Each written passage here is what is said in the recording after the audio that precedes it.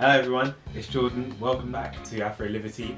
Today I'm going to be showing you how you can live healthily for less than £25 a week on a whole foods plant-based diet. Stay tuned.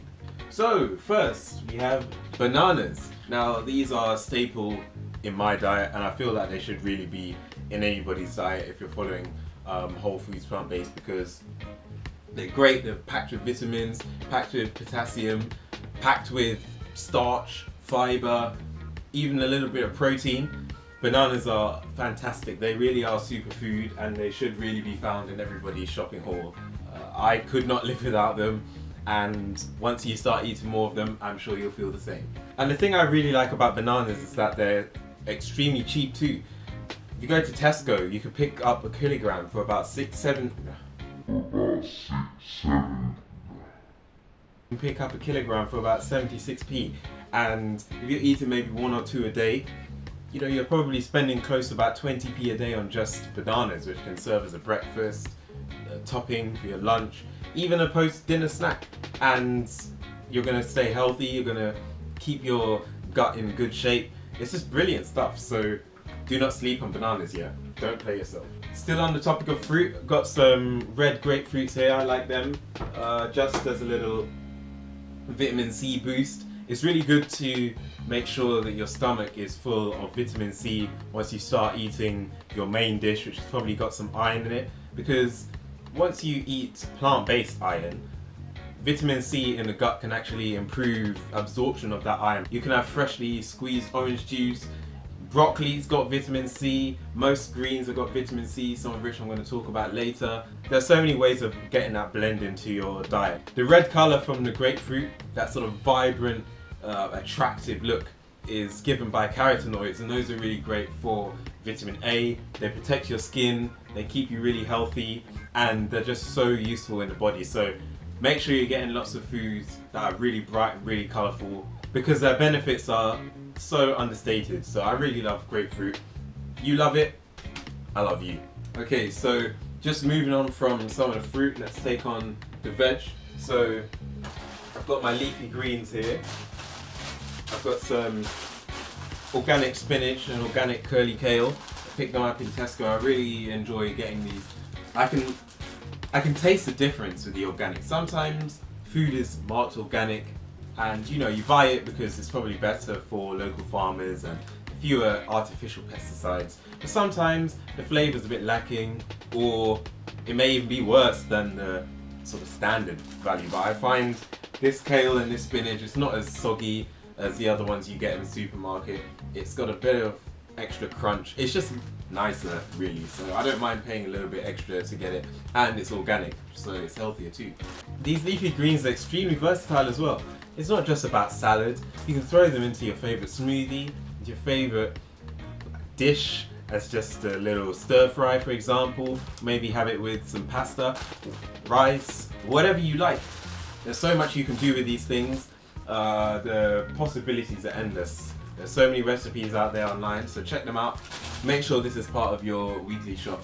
Then the next is like an East Asian wholesalers I like to go to, Wing Yip, and you get Bok Choy or Bolsai, which is how it's pronounced in Chinese. Anyhow, these you can get in your standard high street supermarkets, but they tend to be a lot more expensive. In this wholesaler, what I paid for this is about £2, just over £2. You get about half of this for the same price on the high street. So I really love eating Bok Choy. It's super high in calcium, extremely high in calcium. Like, it's one of the best greens for increasing your calcium. Again, like broccoli, it's got vitamin C, it's got all these other nutrients that you do need. So Bok Choy, great for soups, great for stir fries, salads, whatever.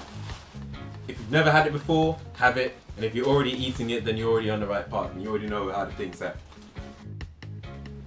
Right, now we're going to go on to some of the starchier stuff.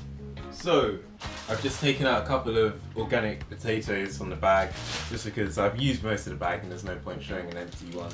And some sweet potatoes. I love these tubers. You do so much with them. I either chop them up in soups, I make sweet potato or just regular potato chips. You can mash them up. I like to boil them sometimes and have them with chickpeas in a curry, or I'll make an actual soup with these and I'll mash them up, and it gives a really thick and creamy texture to it. Potatoes are extremely underrated. Make sure you have them in your diet. You've really got to. Sweet potatoes have a higher antioxidant activity than regular potatoes, and that's to do with their colour. Again, with the carotenoids and the vitamin A that I mentioned earlier. But either way, a mixture of the two, really great. Also, if you're able to source purple sweet potatoes, which in the UK we tend to import from the States, those are really good too, and those are the best in terms of their antioxidant content because they're the richest in colour. The colour of our food can tell us a lot about what's in it. So keep that in mind. Of course, I can't cover everything here, but these are really good things to include in your diet, and I love them. Also, fun fact, a potato actually contains more potassium per gram than a banana. Bet you didn't know that one, did you? See, this is why you should watch AfroLivity. You can learn something new. Next up is tofu. Tofu, another one of my favorites. I have it almost every day. Got some pasta or some noodles. You can even put it in soup, you can grill it, bake it, have it in burgers, whatever. Tofu is extremely versatile, and the best part is that it doesn't really have much of a taste, so whatever you cook it in, it will assume that flavour. So whether it's your favourite kind of soup, whether it's your favourite stir fry, it'll absorb whatever you cook it in, whether you use oils, whether you use your salt, your pepper, your spices, your herbs, everything. It just comes out and really complements the dish. Not to mention, it's about 10-11% protein, so a wonderful source there of extra plant-based protein. So tofu, another one of my favorites. I recommend it to everybody. Of course, if you have a soy allergy, then stay away from it because it's made from soybeans. But apart from that, I think that anybody who's looking for a good protein source that's also high in your regular nutrients and it's got a great amino acid profile, go for tofu. Since we're on the topic of soy, I've got some edamame noodles. Edamame is a Japanese name for these green beans, which are soybeans, but they're basically when they're very young, so they're immature. Soybeans turn white as they get older, but edamame is a common snack usually eaten in Japan. And again, more soy. I've got back into buying these soy milks. I wasn't really into all of these kind of almond milk, soy milk things from the shop because I didn't really use them, but I've started making more pancakes, and I like using the soy milk because it gives an extra creaminess to the actual texture of the pancake, and it's got that extra kick in terms of protein too, so it's good for maybe a post-workout kind of snack. The best thing about these edamame noodles is that they're essentially the same as the beans themselves. You've got 19 grams of fiber and 44 grams of protein in 100 grams. So while it's not necessarily the cheapest item from what I bought here because it's been slightly processed, it's something that I like to buy from time to time and use relatively sparingly just as a little protein kick. But because it's so high in protein, I don't have to worry about using so much of it. So it lasts me long, although it's quite pricey. I think it's about £2.39 for this box of 200 grams. Oh, and another thing, the whole idea about soy being bad for men, drop that now. Soy is one of the best foods that men, women, anybody should really be eating. Women who consume soy a lot during either adolescence or early adulthood have been shown to have a 59% reduced chance of developing breast cancer in later life. Men who consume soy, their testosterone levels are actually left unchanged, and it actually lowers their estrogen by about 3%. On top of that, soybeans have been shown to reduce the LDL cholesterol, i.e. the bad cholesterol that leads to heart disease and diabetes and all of the rest of those things. It reduces by 13%. It just makes you a lot healthier. It balances your hormones. It's really great stuff. It's one of my favorite protein sources.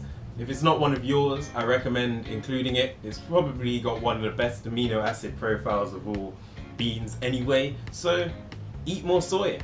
And if you get soy, it's best to get it organic and non-GMO. Right, I got some plantain here.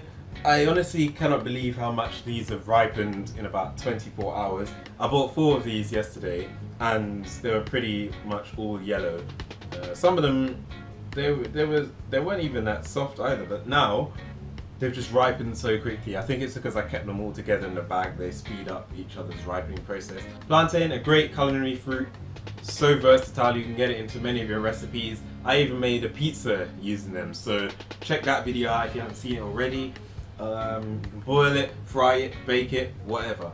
It's great as a side dish to go with some rice or some lentils, whatever it is that you like eating.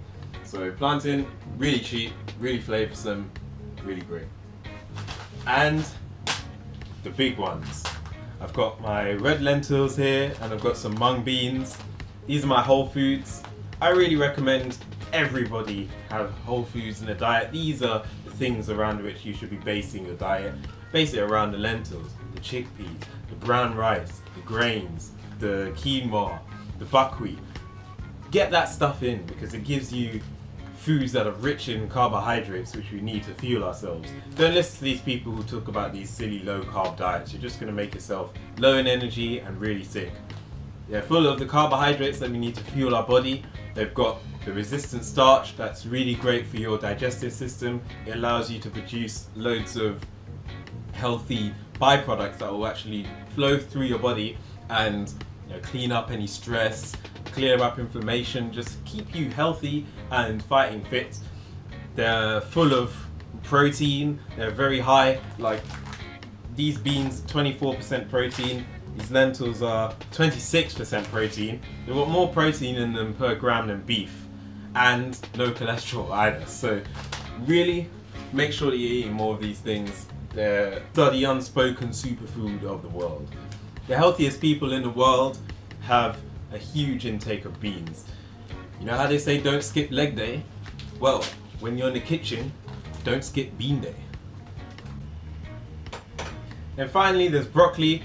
Again, it's a wondrous food, loved by many, hated by some, unfortunately, but it's got a little bit of protein. It's got a decent amount of protein for vegetable. Like most cruciferous vegetables, like kale, broccoli is really high in vitamin K, which is something you need for healthy blood coagulation. So if you get a cut, your blood will clot and block up that little scratch much more quickly if you've got enough vitamin K flowing in your system. It's also really useful in the metabolism of calcium and how your bones actually absorb it. So don't leave out vitamin K in your diet. Broccoli's also got calcium too.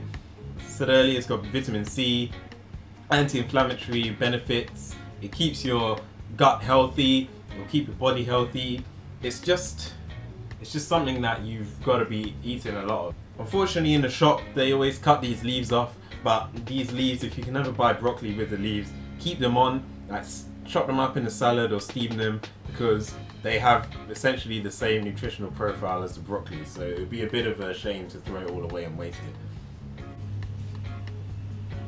it. Now just for a closer look and a recap. So plantain here, mung beans, red lentils, edamame noodles. I've got soy milk here, sweet potatoes, regular potatoes, bok choy, kale, spinach, bananas in abundance, red grapefruit, broccoli, and tofu.